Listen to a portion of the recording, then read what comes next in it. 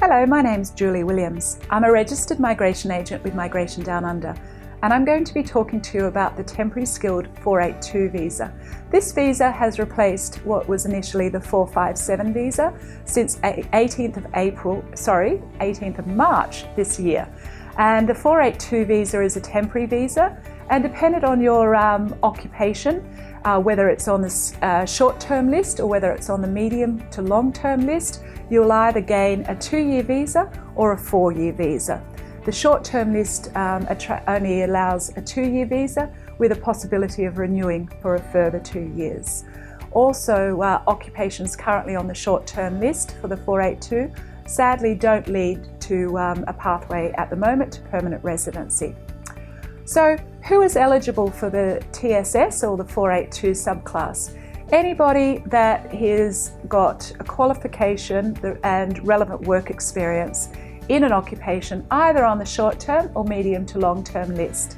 Now, the occupation, dependent on the occupation, you will need a formal tertiary qualification, and for all occupations you need a minimum of 2 years relevant experience in that occupation. So unfortunately, if you're currently in Australia on a student visa and you've recently graduated and you've got no post-qualification experience in that occupation, then sadly you're not going to be considered for the 482 visa. The 482 visa also has a required level of English language, and it requires a sponsor to be able to nominate you. They need to be able to show that they've advertised Australia-wide for the occupation for a minimum of 28 days to show that there are no Australian citizens or permanent residents available to be able to take up that position. The 482 occupation list, it does change quite regularly, usually every 6 months. Occupations on the short-term list can transfer over to the medium-long-term list or vice versa, and sometimes they can be taken off. It's all determined on sort of industry requirements, and also the Department of Employment keep the Department of Home Affairs up to date with what the current labour market trend is.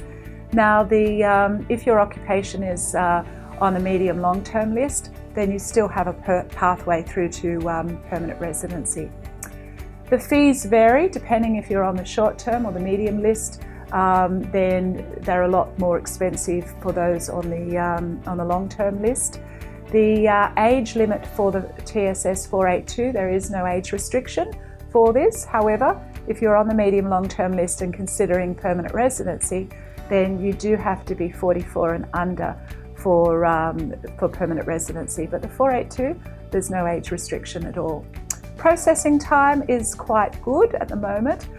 It does fluctuate and it depends on the time of year, but at the moment it's on average about 4 weeks. It can be a little quicker, it can be a little longer, depends on your individual circumstances.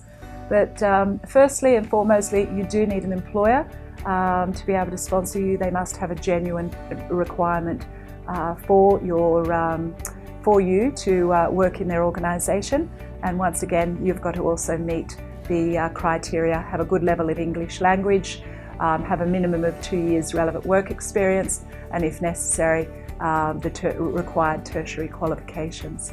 But there is a lot more that I could be telling you about, so if you do require a little bit more information, don't hesitate in giving us a call on 02 9419 5411 or emailing us info@migrationdownunder.com.